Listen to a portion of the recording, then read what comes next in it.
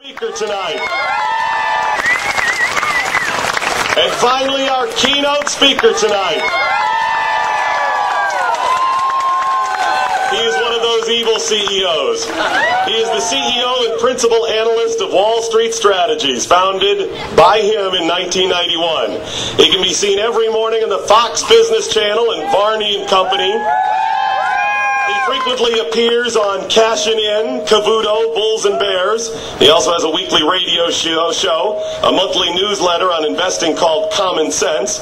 You may have seen him when he's filled in guest hosting for Neil Cavuto or even that guy Glenn Beck on Fox.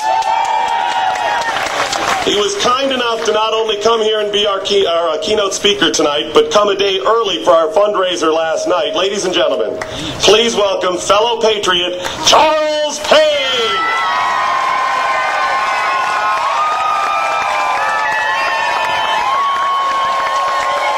Thank you.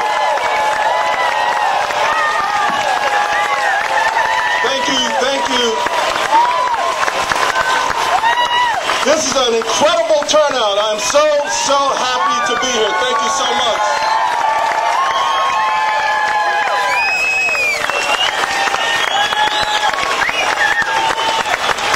You know, I'm so proud and honored to be here because the Tea Parties have meant so much for this nation. I was telling people yesterday, the Tea Parties came in just a nick of time. But we know the fight is not over. It still really has just begun. Because the forces of government and media have been trying to destroy the Tea Parties from day one. No way. You know, I wanted to ask, any of you guys see a couple of months ago when Marvel Comics put out this issue of Captain America called Two Americas?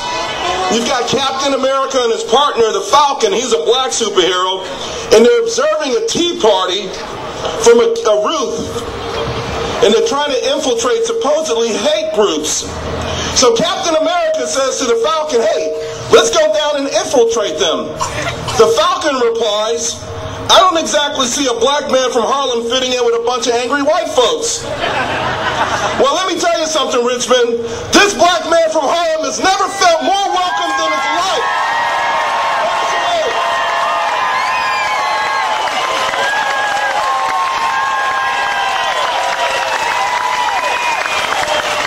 Let me tell you.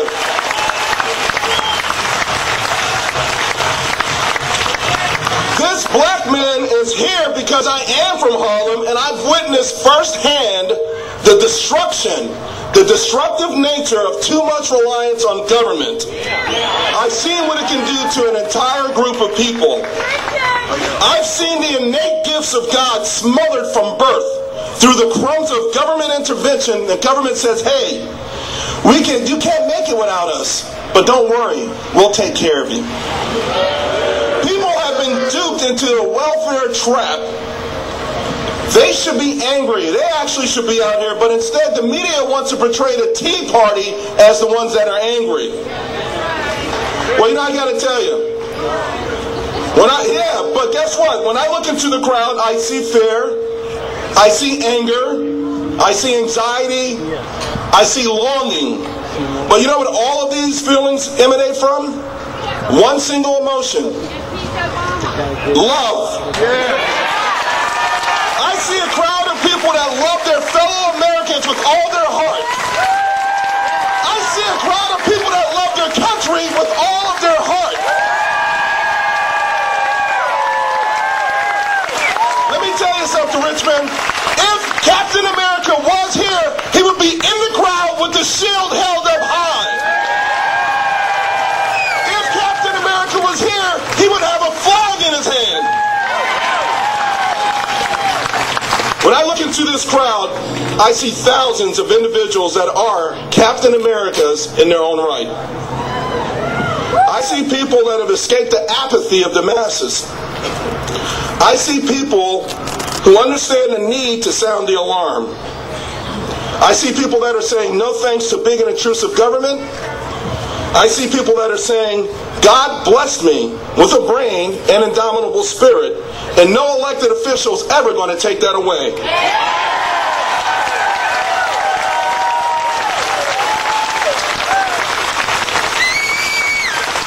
I've spoken at tea parties. I spoke at 2 last year in New Jersey. I know what I'm talking about. So it bothers me so much when the message is sullied by the media. Because for me, the Tea Party is about basic freedoms to live the life the American way. And you know something? America is at the crossroads right now. The Tea Parties are also. There's been a movement in this country since the late 1800s that has been determined to change the way America is, to take it away from capitalism to communism. These anti-capitalists always found their greatest opportunities during times of economic turmoil. So amazingly, but not surprisingly, these sentiments are being stroked once again, as the nation is being told that this economic slump is only because of the shenanigans of a few people on Wall Street. Not to say that they weren't guilty, but someone needs to tell people that we all have to look in the mirror, figure out what we did wrong, and instead of pointing fingers, embrace each other and fix this thing.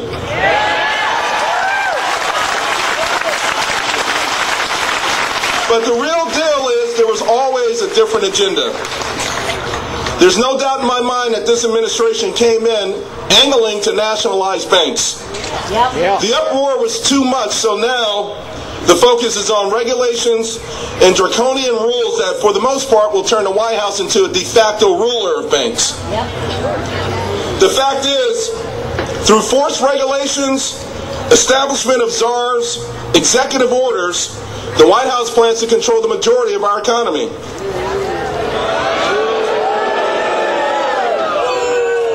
I sincerely believe the goal is not only redistribution of wealth, but a lower standard of living for all Americans. And I say, well, congratulations, Mr. President and Congress, we're on our way. You know, recently when Senator Jim Bunning stood alone, and to say to his colleagues, you know what? Let's make sure that we pay for extended unemployment benefits. He was vilified as a heartless human being. No one stood side by side with the man. No Republicans or Democrats stood side by side with him. It's a shame. Vote him out. Here's the irony of it all. He wasn't heartless, he was the exact opposite of heartless. If we borrow $10 billion today, it's going to cost what? $12 billion, $13 billion, $15 billion down the road? So the more important question is it really wise or compassionate to pile up all of this debt for our children? No! Is it compassionate to leave a burden for our children and grandchildren to the point where their innate gifts from God are smothered from birth because the nation has become a slave to interest payments that only leave crumbs of opportunities for them? No! In this future, our children and grandchildren will have no choice but to let the government care for them, from cradle to grave. You know, on Easter Sunday, I saw a man walking to church with his 2 sons. His clothes were clean, but they were very, very cheap. But his sons were dressed in nice suits. They had on nice leather shoes. And you know, I'm watching this guy and I'm saying, this man put his family before himself. This is the America that I grew up in. This is the reason I thank God for the Tea Party movement. To preserve a way of life for all Americans. And I got to tell you, when I look out into this crowd, I see Americans that love their children too much to leave them a nation saddled with debt, a feeling of inferiority, and indifference to God.